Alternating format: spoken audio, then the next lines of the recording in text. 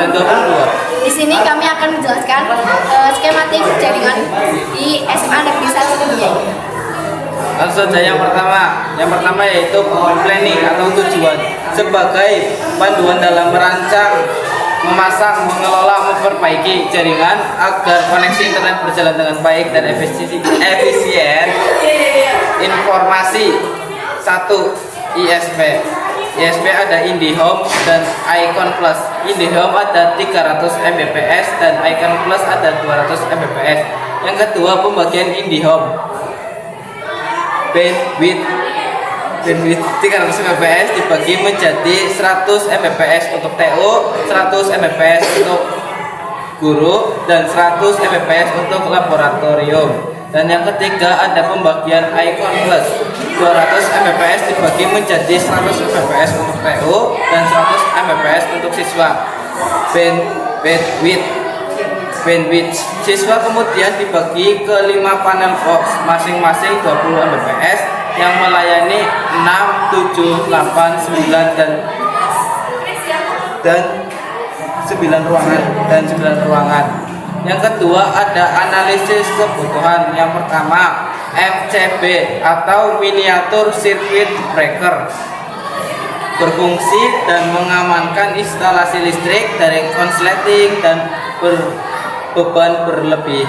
Dan yang kedua ada stop kontak power strip, berfungsi menyalur listrik ke semua perangkat di dalam panel.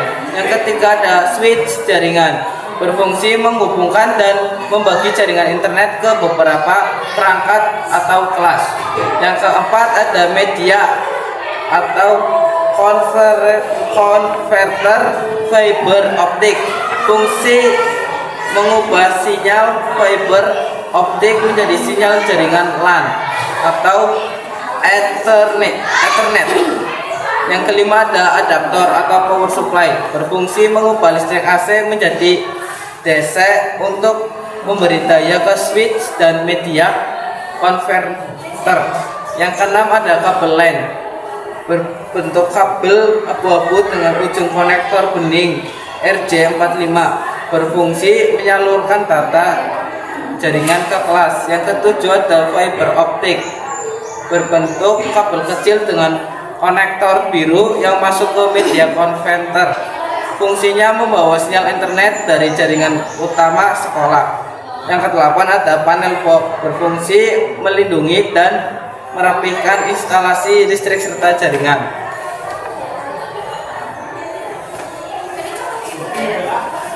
Selanjutnya yang ketiga yaitu ada desain.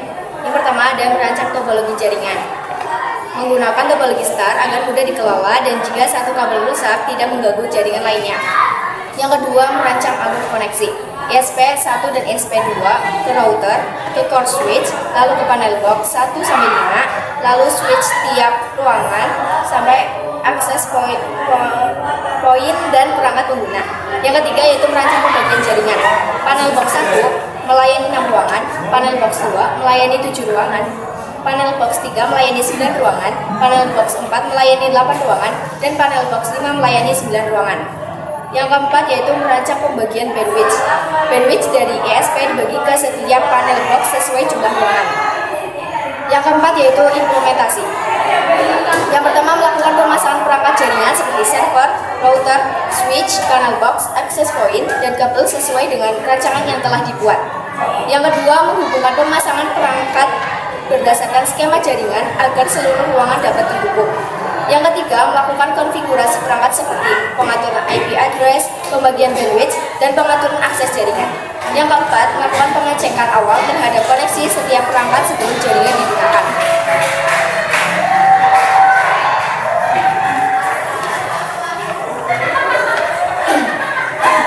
Kemudian yang kelima itu ada testing. Yang pertama, melakukan pengujian koneksi antar perangkat jaringan untuk memastikan semua perangkat dapat saling terhubung. Yang kedua, mengecek akses internet, koneksi server, serta distribusi jaringan dari core switch hingga ke setiap panel box. Yang ketiga, menguji kestabilan jaringan seperti kecepatan akses, pembagian bandwidth, dan kualitas koneksi. Yang keempat, ada mengidentifikasi dan memperbaiki kesalahan atau gangguan yang ditemukan selama proses pengujian. Yang kelima atau yang terakhir ada memastikan jaringan sudah berjalan sesuai rancangan sebelum digunakan oleh pengguna. Kemudian yang keenam ada maintenance, yaitu melakukan pemeliharaan jaringan secara berkala dengan memeriksa kondisi server, router, dan switch, access point, panel box, dan kabel jaringan. Jika ditemukan gangguan seperti koneksi internet yang terputus, kerusakan perangkat, atau penurunan performa jaringan, dilakukan perbaikan atau penggantian perangkat agar jaringan tetap stabil dan dapat digunakan oleh seluruh pengguna. Selanjutnya kami akan menjelaskan tentang topologi jaringan untuk 3 lantai. Kita menggunakan topologi tree. Jadi yang pertama itu internet. Internet adalah sumber koneksi yang berasal dari penyedia layanan ISP, misalnya IndiHome dan Bynet. Semua komputer akan mengalami akses internet dari sini. Yang kedua ada modem. Internet pertama kali masuk ke modem, tugasnya adalah menerima sinyal dari ISP, lalu mengubahnya menjadi sinyal jaringan yang bisa digunakan oleh perangkat di dalam gedung. Router atau gateway. Dari modem koneksi masuk ke router. Router berfungsi sebagai pengatur lalu lintas jaringan. Router membagikan alamat IP ke setiap komputer, menghubungkan jaringan lokal dengan internet, serta mengatur keamanan agar data dapat dikirim ke tujuannya benar. Yang keempat ada switch utama atau core. Setelah mengalami router, koneksi diteruskan ke switch utama. Switch ini adalah pusat pembagian jaringan. Dari sini koneksi dibagi ke 3 switch yang berada di lantai 1, lantai 2, dan lantai 3. Selanjutnya yaitu ada switch di setiap lantai. Masing-masing lantai memiliki 1 switch. Fungsi switch adalah membagikan koneksi dari switch utama ke semua komputer di lantai tersebut. Lantai 1, switch lantai 1 menghubungkan PC 1.1 sampai PC 1.5. Lantai kedua, switch lantai 2 menghubungkan PC 2.1 sampai PC 2.5. Lantai ketiga, switch lantai 3 menghubungkan PC 3.1 sampai PC 3.5. Karena setiap lantai memiliki switch sendiri, pengelolaan jaringan menjadi lebih rapi. Selanjutnya ada komputer atau client. Setiap komputer terhubung ke switch menggunakan kabel TP Cat6 atau Cat6e. Dengan begitu, semua komputer dapat mengakses internet, berbagi data dengan komputer lain jika diizinkan. Selanjutnya bisa mengakses printer atau server yang berada di jaringan yang sama.